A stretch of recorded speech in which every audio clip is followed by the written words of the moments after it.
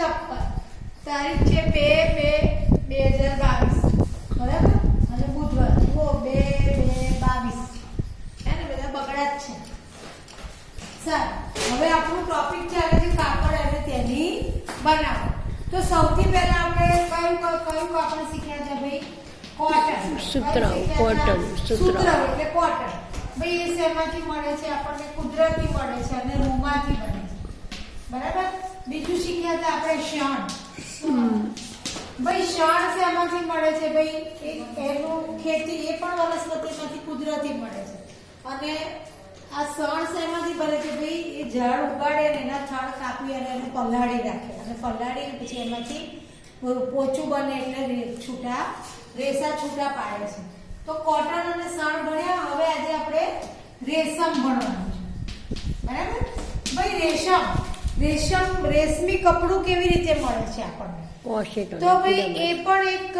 કુદરતી રીતે જ થાય છે બરાબર એની અંદર કોઈ કૃત્રિમ રેસા કે એવું કંઈ ભેળવતા નથી ભાઈ તમારી મમ્મી જુઓ સાડી પહેરતી હશે ને સિલ્કની તો સિલ્કની સાડી બહુ મોંઘી હોય છે મમ્મી લોકો ડ્રેસમાં પહેરતા હોય છે સિલ્કના તો એ કાપડ કેવું હોય છે બહુ મોંઘું હોય છે કારણ કે શું છે ભાઈ એની એક જે ઈયળ હોય છે પતંગિયું હોય છે બરાબર એની લાડમાંથી બનાવવામાં આવે છે તો એ કેવી રીતે બને છે એનો એક આપણે વિડીયો જોઈએ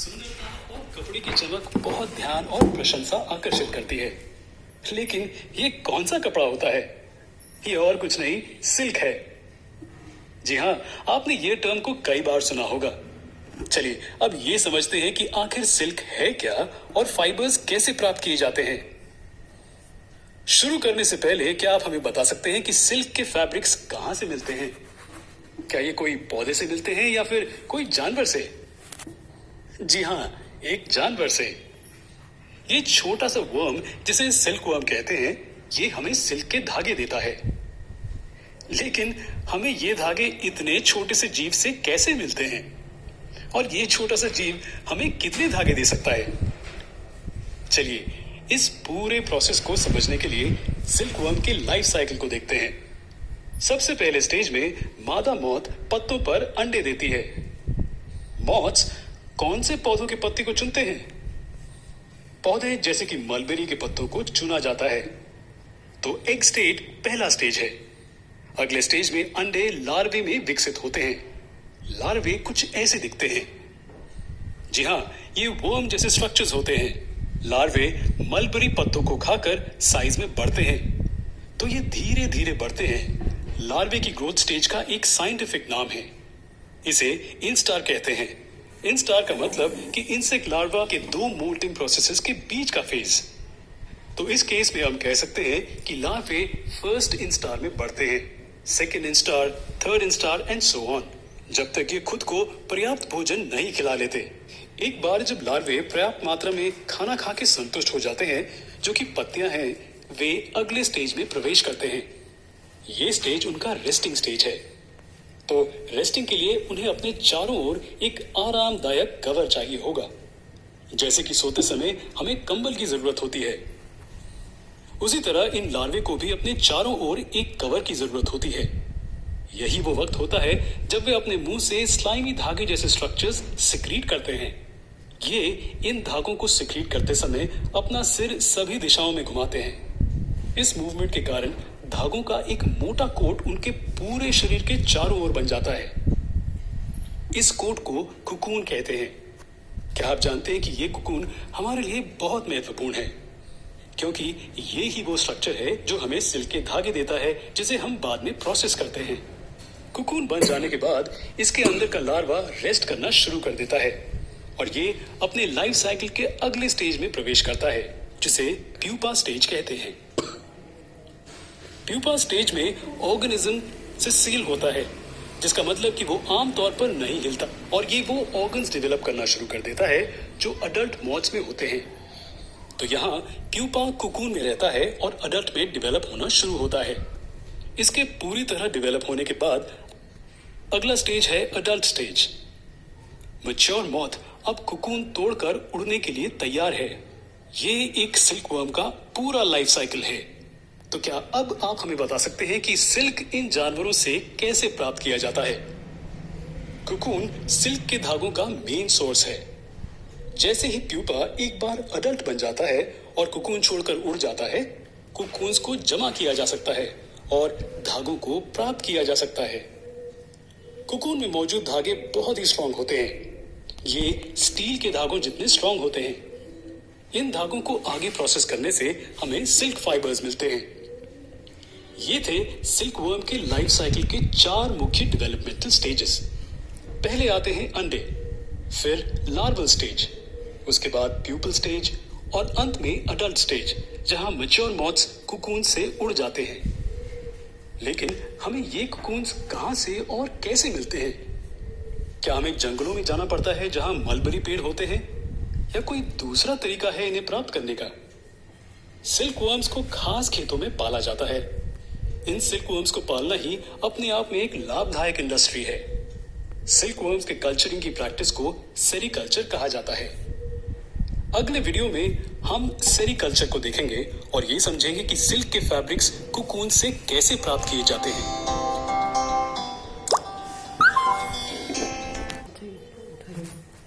હા, તમે જોયું ભાઈ વિડિયોની અંદર કે આપણને સિલ્ક નું કપડું, રેશમી કપડું ક્યાંથી મળે છે ભાઈ? તો ઈયળમાંથી. ક્યાંથી મળે છે? ઈયળમાંથી. બરાબર? એવું કહે છે ને કે કીડામાંથી. પણ ભાઈ એની શું પ્રોસેસ છે? બરાબર? તો રેશમનું પતંગિયું હોય છે ભાઈ. શું હોય છે? પતંગિયું. તો આ પતંગિયું શું કરે છે ભાઈ? ઈંડા મૂકે છે. જુઓ, પતંગિયું હોય છે શું કરે છે ભાઈ? ઈંડા મૂકે છે. ઈંડા ક્યાં આગળ મૂકે છે ભાઈ? પાન ઉપર મૂકે છે. બરાબર? કેવા પાન હોય છે ભાઈ? મલબારના પાન. બરાબર? તો એ પતંગિયું શું કરે છે ભાઈ? પાન ઉપર ઈંડા મૂકે છે. એ ઈંડા હોય છે એ અમુક સમય પછી શું થાય છે ભાઈ? એમાંથી ઈંડામાંથી ઈયળ બની જાય છે. અને એ ઈયળ શું ખાય છે ભાઈ? પાન ખાય છે. ઈયળનો ખોરાક શું છે ભાઈ? પાંદડા ખાવાનો. બરાબર? એટલે ઈયળ શું કરે છે ભાઈ? પાંદડા ખાય છે. અને પાંદડા આપણે ભાઈ જ્યારે ખાવાનું ખાઈએ છે ત્યારે આપણા મોઢામાં લાળ રસ, માણસ જ્યારે ખાવા ખાય ત્યારે મોઢામાં ભાઈ શું ઉત્પન્ન થાય છે? લાળ રસ. એવી જ રીતે ભાઈ આ જ્યારે ઈયળ પાંદડાને કોતરીને ખાય છે ને ત્યારે ભાઈ એના મોઢામાં પણ શું ઉત્પન્ન થાય છે? લાળ રસ. ભાઈ આ ઈયળ શું કરે ભાઈ? ખાવાનું ખાઈ લે ને પછી શું થાય ભાઈ? એનો આરામ કરવાનો સમય આવે ત્યારે આરામ કરવા માટે ભાઈ એને પોતાનું રક્ષણ મેળવવું હોય એટલા માટે ઈયળ શું કરે છે ભાઈ? એના મોઢામાં જે લાળ રસ હોય છે ને એનાથી એ એની આજુબાજુ ભાઈ એક કોસેટો જેવું, તમે જોયું હશે કે ઈયળની ઉપર ભાઈ કોસેટો જેવું ધોળું ધોળું બાજી ગયું હોય છે, હે ને? તો ઈયળ એના લાળ રસથી એની બધી બાજુ ભાઈ કોસેટો એક ધોળું ધોળું આવરણ ઊભું કરી દે છે, કોસેટો જેવું. બરાબર? તો એ કોસેટો જેવું જે આવરણ ઊભું કરે છે ભાઈ એનાથી શું થાય છે? એને રક્ષણ મળે છે. પછી જ્યારે આવરણ ઊભું થઈ જાય છે એની અંદર શું કરે છે ભાઈ? આરામ કરતું હોય છે. પછી ધીમે ધીમે એ આ જુઓ ઈયળ છે એને શું કર્યું? પાન ખાઈ અને ભાઈ કોસેટો, એની આજુબાજુ કોસેટો બની ગયું અને એની અંદર શું છે ભાઈ? ઈયળ. ભાઈ ધીમે ધીમે ઈયળ મોટી થાય છે ત્યારે એમાંથી શું બની જાય છે? પતંગિયું બની જાય છે. શું બની જાય છે? પતંગિયું. અને જ્યારે પતંગિયું કોસેટોમાંથી બહાર નીકળી અને ઉડી જાય છે, એ પુખ્ત થઈ જાય, ઉડી શકે એવું થઈ જાય ત્યારે શું કરે છે ભાઈ? આ કોસેટોમાંથી પતંગિયું ઉડીને બહાર નીકળી જાય છે અને એની આજુબાજુ કોસેટોનો જે સફેદ સફેદ ભાગ છે, બરાબર, એને શું કરે છે ભાઈ? પાણીમાં ઉકાળે છે. અને પાણીમાં ઉકાળી અને એને શું કરે છે ભાઈ? સૂકવી દે છે. પાણીમાં ઉકાળી અને એને સૂકવી નાખવામાં આવે છે. અને એ સૂકવી નાખે છે ને, જુઓ, બરાબર, એ સૂકવી નાખે છે ત્યારે એના પેલા સફેદ સફેદ જે તાતણા થાય છે એ તાતણાને વણીને રેશમના દોરા બનાવે છે. અને રેશમના દોરામાંથી ભાઈ એ લોકો શું કરે છે ભાઈ રેશમનું કપડું, રેશમની સાડી, રેશમનો ડ્રેસ એક વણી અને એનું રેશમી કાપડ બનાવે છે, બરાબર. તો જુઓ ભાઈ શું થયું અહીંયા કે પહેલા શું થયું કે પતંગિયું હતું, બરાબર. ભાઈ પતંગિયું શું કરે, ઈંડા મૂકે, બરાબર ને. પતંગિયું ઈંડા મૂકે, થોડા સમય પછી એ ઈંડામાંથી શું થાય ભાઈ, ઈયળ બને. અને ઈયળ બને તો શું થાય ભાઈ, ઈયળ બને એટલે ભાઈ ઈયળને ખાવા પણ જોઈએ. ઈયળ શું છે ભાઈ, સજીવ વસ્તુ છે, તો ઈયળને ખાવા જોઈએ. એટલે ઈયળ શું ખાય ભાઈ, પાંદડા. અને જ્યારે ખાય ત્યારે શું થાય ભાઈ, આપણે ખાવાનું ખાઈએ, મોંમાં કંઈ ખોરાક મૂકીએ ત્યારે એમાં લાળ રસ ભળે છે. એવી જ રીતે જ્યારે ઈયળ પાંદડા ખાવા જાય છે ત્યારે એનામાં પણ શું છે ભાઈ, લાળ ભરેલી છે, તો એ લાળ રસ ભેગી થાય છે. અને ઈયળ ખાઈ લે પછી શું થાય છે ભાઈ, એ આરામ કરે છે. આરામ કરે ત્યારે એને આરામ માટે રક્ષણ જોઈએ, નહીં તો કોઈ ઈયળને મારી નાખે. એટલે ભાઈ ઈયળ શું કરે, એના મોઢાને ગોળ ગોળ ફેરવી અને લાળ રસ કાઢી અને શું કરે ભાઈ, એની આજુબાજુ એક આવરણ ઊભું કરી દે છે. અને આપણે શું કહીએ છીએ, કોસેટો. તો કોસેટોનું અંદર શું હોય છે ભાઈ, ઈયળ હોય છે. પછી થોડા સમય પછી શું થાય ભાઈ, ઈયળમાંથી પતંગિયું મોટું પુખ્ત વયનું થઈ જાય. અને પુખ્ત વયનું પતંગિયું જ્યારે ઉડી શકે ત્યારે કોસેટોમાંથી શું થાય છે ભાઈ, બહાર આવી જાય છે. અને કોસેટો જે છે એને શું કરે છે ભાઈ, માણસો એને પાણીમાં ઉકાળે, પાણીમાં ઉકાળી અને પછી એને સૂકવી દે છે. અને સૂકવે છે એટલે ભાઈ એમાં શું થાય છે ભાઈ, રેશમના તાંતણા છૂટા પડે છે. અને આ રેશમના તાંતણાને વણી અને દોરા બનાવવામાં આવે છે, રેશમી દોરા. અને એ રેશમી દોરા જે છે એને વણી અને કાપડ બનાવવામાં આવે છે, બરાબર. તો ભાઈ જે રેશમી કાપડ છે એ તો બહુ બધું જરૂરી છે, તો એટલા કીડામાંથી રેશમી કાપડ મળે નહીં. એટલે લોકો શું કરે છે કે ભાઈ કીડામાંથી પતંગિયું બહાર આવવાની રાહ જોતા નથી. એ કીડાઓ ઉપર જ્યારે કોસેટો લાગે ને ત્યારે કીડા સાથે જ એને શું કરે છે ભાઈ, કીડામાંથી પતંગિયું બનવાની રાહ જોતા નથી. અને એ કીડાઓને જ ભાઈ પાણી, કીડા સાથે જ એને શું કરે છે, પાણીમાં ઉકાળી નાખે છે, બરાબર. કીડા મરી જાય, કીડાને પાણીમાં ઉકાળી નાખી કે કોસેટો કીડા ઈયળ સાથે પાણીમાં ઉકાળી નાખે. અને પાણીમાં ઉકાળી નાખે એટલે ભાઈ એમાંથી શું થાય, સૂકવી દે ઉકાળીને, એટલે એમાંથી રેશમના તાંતણા છૂટા પડી જાય. અને સૂકવાઈને છૂટા પડી જાય એટલે એમાંથી એ લોકો શું કરે છે ભાઈ, રેશમનું કપડું બનાવે. એટલે ભાઈ રેશમનું કપડું મોંઘું મળે છે. કેમ? કારણ કે એની પ્રોસેસ બહુ લાંબી છે. અને એના માટે કીડા કંઈ એટલા બધા ઝાડ ઉપર થતા નથી, પણ કીડાઓનો પણ શું કરવો પડે છે ભાઈ, ઉછેર કરવો પડે છે, બરાબર. એટલે એવી એક આખી ફેક્ટરી હોય છે કે જ્યાં કીડાઓનો ઉછેર કરવામાં આવે છે. તમને ખબર હોય તો મધમાખીનો પણ ઉછેર કરવામાં આવે, કારણ કે એટલું બધું મધ જરૂરી છે કે કઈ મધમાખી બહાર ફરતી હોય એટલું મધ આપે નહીં. એટલે લોકો મધમાખી ઉછેર કેન્દ્ર ચલાવે છે. એવી જ રીતે ભાઈ આ કીડાનું પણ શું કરે છે ભાઈ, એ લોકો જેવી ખેતી કરીએ છીએ ને આપણે, એવી જ રીતે આ લોકો પણ કીડા ઉછેરવાનું કામ કરે છે, બરાબર. એટલે એ પદ્ધતિ બહુ મોંઘી છે, એટલા માટે આપણને રેશમી કપડું કેવું મળે છે ભાઈ, મોંઘું મળે છે.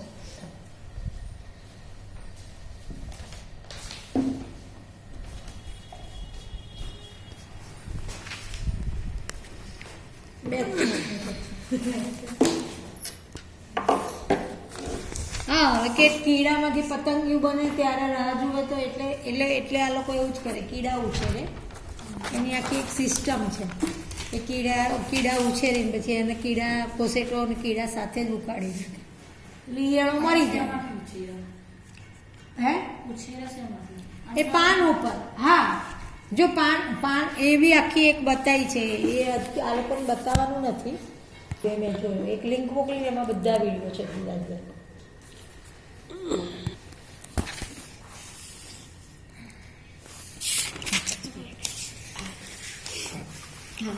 તો દિવસ 56.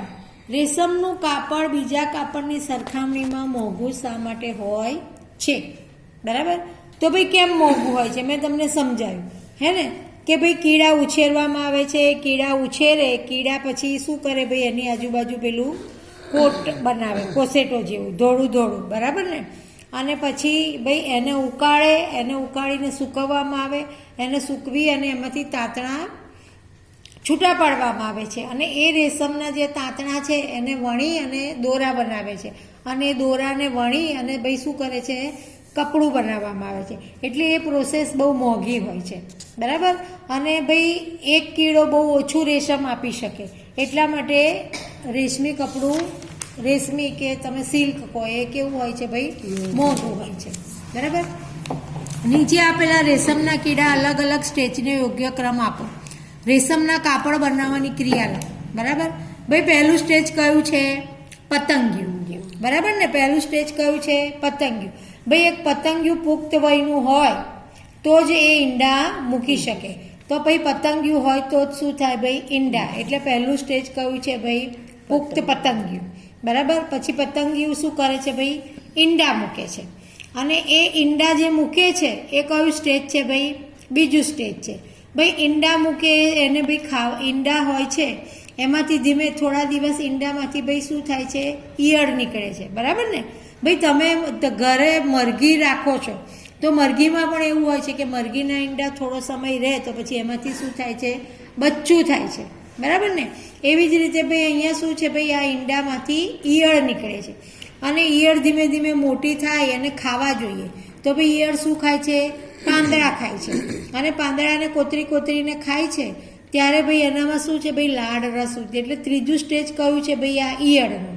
ભાઈ એના મોઢામાં લાળ રસ ઉત્પન્ન થાય છે અને એ જ્યારે આરામ કરે ત્યારે લાળ રસથી પોતાની આજુબાજુ એક કોસેટો જેવું આવરણ ઊભું કરે છે પોતાના રક્ષણ માટે, બરાબર. તો એ શું છે, આ કોસેટો, બરાબર. અમુક સમય પછી આ કોસેટોની અંદર ભાઈ જે ઈયળ છે એ શું થાય છે, ધીમે ધીમે મોટી થઈને એમાંથી શું બને છે, પતંગિયું બને છે. અને એ પતંગિયું ભાઈ શું કરે છે, જે ઉડવાની પરિસ્થિતિ આવે ત્યારે એમાંથી એનું આ પડ તોડી અને બહાર નીકળીને ઉડી જાય છે. એટલે કોસેટોમાંથી પાછું શું થાય છે, ધીમે ધીમે પતંગિયું બને છે, બરાબર. પણ જ્યારે રેશમ બને ત્યારે શું થાય છે કે ભાઈ પતંગિયું બનવાની રાહ જોતા નથી. એ કોસેટો અને ઈયળને શું કરે છે ભાઈ, પાણીમાં ઉકાળી દે છે અને પાણીમાં ઉકાળીને સૂકવે એટલે રેશમના તાંતણા છૂટા પડી જાય છે, બરાબર.